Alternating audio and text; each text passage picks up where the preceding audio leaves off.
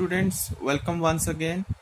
मैं आपका chemistry teacher doctor Rohit एक बार फिर से आप लोगों को आपके अपने केमिस्ट्री चैनल अमेजिंग केमिस्ट्री में वेलकम करता हूं। जैसा कि आप लोग देख पा रहे हैं, today I am going to start a new topic of your chemistry for class 12, that is chemical kinetics. As we all know, in chemical kinetics, it's a physical chemistry topic, and every year 2-3 questions must come in your board exam. तो ये board perspective से बहुत ही important है for class 12. इसमें से generally numericals आते हैं, order of reactions के ऊपर क्वेश्चंस आ जाते हैं, इनके ऊपर अरेनियस इक्वेशंस के ऊपर क्वेश्चंस आते हैं, इसमें रेट लॉ के ऊपर क्वेश्चंस आते हैं. तो आई थिंक बहुत ही इंपॉर्टेंट टॉपिक है ये क्लास 12 का. Today I am going to upload a very small video regarding the basics of chemical kinetics. What are the topics we are going to study? Little bit about rate of reaction, little bit about what is half-life, what is order of reaction, what is molecularity, and later on in another videos I will discuss in detail all the other topics. So today I am going to start with a very brief about the chemical kinetics. All right. So let's start with the topic. So what is chemical kinetics? In chemical kinetics, basically we deal with the speed of chemical reaction and mechanism. So here in every chemical reaction, what happen? There are three kind of chemical reaction. तीन तरह की reactions होती हैं, very slow, slow and moderate. तो जो बहुत ही slow reactions होती हैं, it is very difficult to check the rate of reaction. If I talk about a very slow reactions, then I have to give an example of corrosion of an iron. जैसे आप लोगों ने देखा होगा, generally अगर आप एक metal piece को रख देते हैं मॉइस्चर में, एयर में, तो इसमें इमीडिएटली कुछ भी कन्वर्जन नहीं होता है. It takes a long time. So that is a very slow reaction. However if I talk about a instantaneous reaction, if you put a piece of sodium metal into the water, तो immediately it catches fire. So there are different kind of chemical reactions in which we have to study about the speed of chemical reaction. So the study about the speed of the reaction is known as chemical kinetics. Coming on to the first topic, that is your what is order of reaction, what is molecularity of a reaction. So here I have given a difference between what is order of reaction and what is molecularity. So order of reaction is the sum of the power of the concentration of molecules reactant. And as far as molecularity is concerned, it is actually the number of molecules which participates or which collides actually, which molecules which collide with each other results in the formation of a product is known as molecularity. Order of reaction is a experimental quantity. It can be zero, it can be any integer, or it can be in a fraction. However, molecularity can never be zero, because if there are at least one or two molecules participate, so it has to be in a integer number. So it can't be zero or integer, it can't be in a fractions, it has to be a whole number. Coming on to the third point, it is applicable to elementary as well as complex reaction. However, molecularity, it is applicable for elementary reactions only. Coming on to the fourth point, that is for complex reaction, order is given by the slowest step. However, molecularity is same as order of the overall reactions. Alright. Now coming on to the next, what is half-life of a reaction? As the name itself suggests, half-life means जब भी हम लोगों ने कोई reaction start करते हैं, तो there is a certain quantity of a reactant. So that quantity of reactant, when it gets consumed to its half of its initial quantity. Suppose हमने 100 ग्राम से कोई एक reactant start किया, and after a period of time the quantity remains half, that is 50 gram. So that time is known as half-life of a reaction. Alright. So here I have given a formula. The T half is directly proportional to, suppose this is the concentration A naught. So after a period of time, its concentration, this is the power is N is order of reaction, A naught is the initial concentration. Alright. So this is the expression. Now coming on to what is activation energy. As we all know, for conversion of a reactant into product, this is a graphical presentation where I have shown that this is the progress of reaction and this is the activation energy. So here basically what I am going to show you, that this is the activation energy, that minimum energy which is required to overcome this barrier. This barrier is known as, here there is a formation of a, this is the barrier which has to cross to get converted into product. So this much of energy is required so that the reactant gets converted into product. This amount of energy is known as threshold energy, and this is the barrier. All right, here is the reactant, and here is this is the energy of the reaction, this is the energy of the product, and this is the, because what happened when reactant initially it gets started, but after that what happened, once it clear this barrier it comes down, so the energy of the product is always lesser than the reactant, because initiate for the initiation of the reaction there is a lot of energy is required, which is known as threshold energy.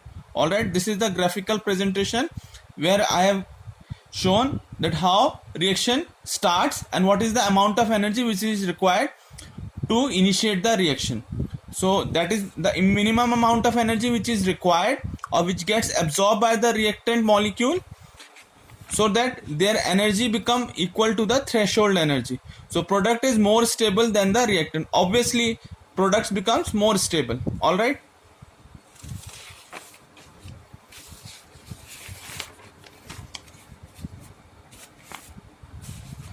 now this is the rate expression for the Arrhenius equation, where K is a rate constant, A is pre-exponential factor, EA is your,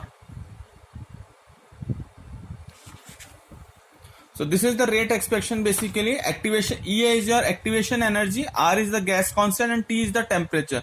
And Arrhenius equation is to give a relationship between the rate constant and the temperature. So this is the rate constant, E is your activation energy, R is your gas constant, this is the initial temperature and the final temperature. So this is the relation between your, this is the relation given by your Arrhenius scientist. So it represents the relationship between the rate constant and the temperature. All right, now what is the role of a catalyst, or what is the effect of a catalyst? Basically, as we all know that whenever we add catalyst, it actually helps to move the reactions toward the forward direction. So here I have written few points that presence of catalyst actually lowers the potential barrier.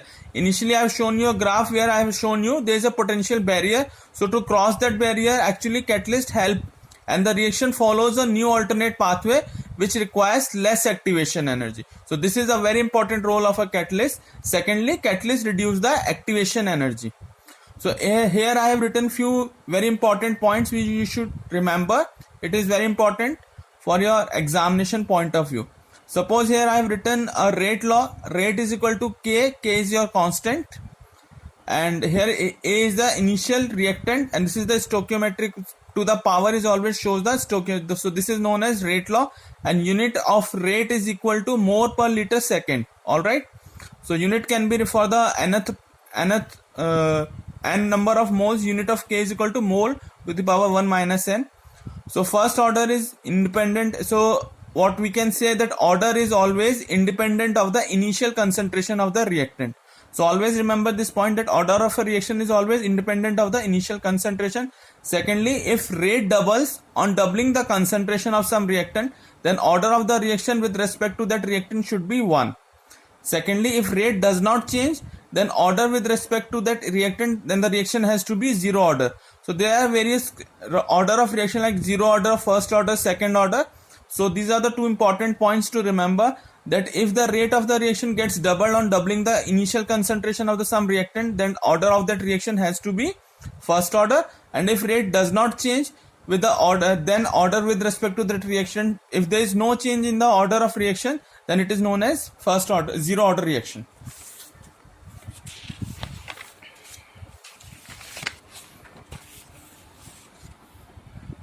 This is a very important table. You guys must take a snapshot of it.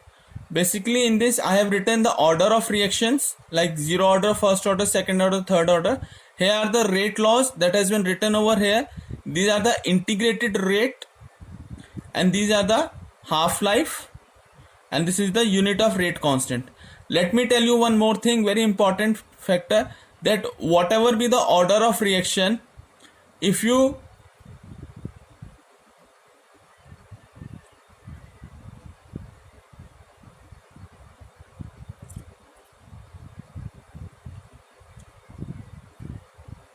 So these are the order of reactions, these are the rate laws, and these are the unit of rate constants. It is also given in your NCERT also. Let me show you the table given in your NCERT. So here it is. Here you can say for zero order reaction, the unit of rate constant is mole, liter inverse, second inverse. For first order, it is second inverse, and for second order, mole, mole inverse, liter, second inverse. So this is the same table which I have written also over here with the reference of your NCERT.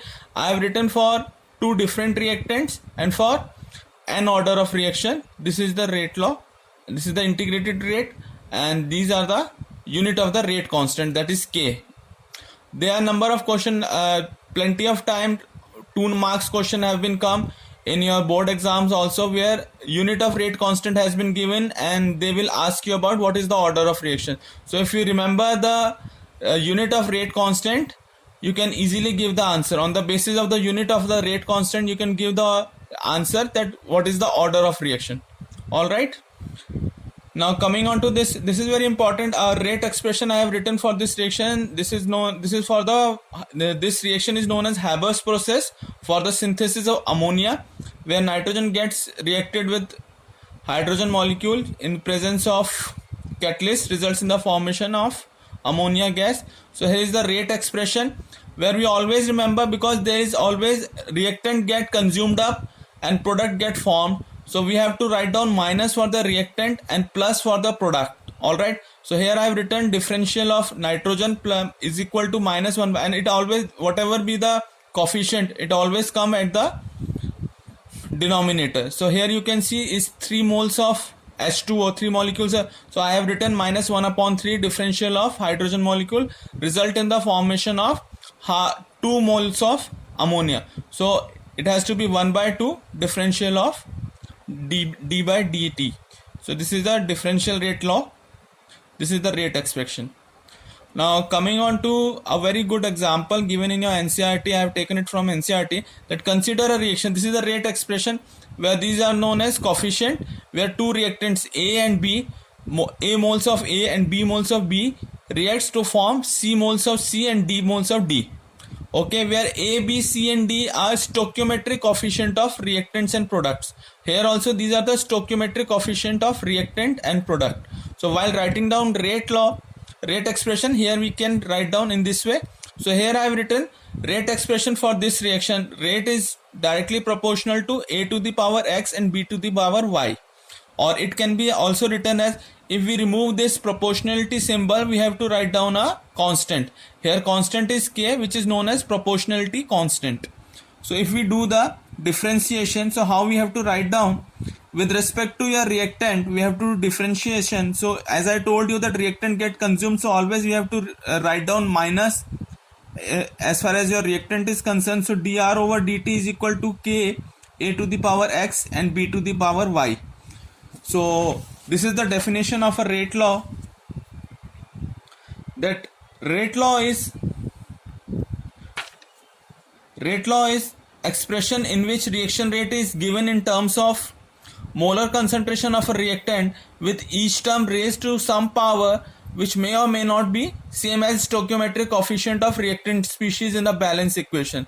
So to give a rate law, what is required? First, the reaction scheme has to be balanced, and then with each term raised to some power which may or may not be same as stoichiometric coefficient. So whatever be the coefficient, it will come to the power always.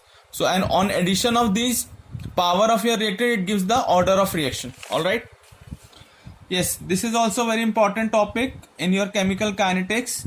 There is one reaction called pseudo unimolecular reaction. Here what happened? Two examples that has been given. First is your hydrolysis of ester and second is inversion of sugar. Actually, if you look at this reaction, there is a participation of two molecules. One is your ester and second is the water molecule. But here water molecule is taken in excess, so we will not consider it as a participatory. So actually it is a first order reaction, but we consider it as this, but it is actually pseudo unimolecular reaction because water is taken in an excess. So it is an example of pseudo unimolecular reaction or pseudo first order reaction. So we cannot consider it as a first order reaction. All right. And the second example is inversion of cane sugar. Here also same, water molecule has been used for hydrolysis, result in the formation of glucose, because water is taken in excess of quantity, so we cannot actually calculate the quantity, so we cannot take it. So rate is equal to K to the power whatever be the concentration that we have to taken. Similarly here also rate is equal to K CH3, but actually what happened, because water is taken in excess, then concentration of water is constant, so here rate expression is equal to this one. And now this is the activation energy. So this is the relationship between rate constant and your temperature. All right, so thank you so much for today. Now in the coming next topics, I'm going to upload more videos on this. So thank you so much. Please do like and subscribe my channel. Thank you.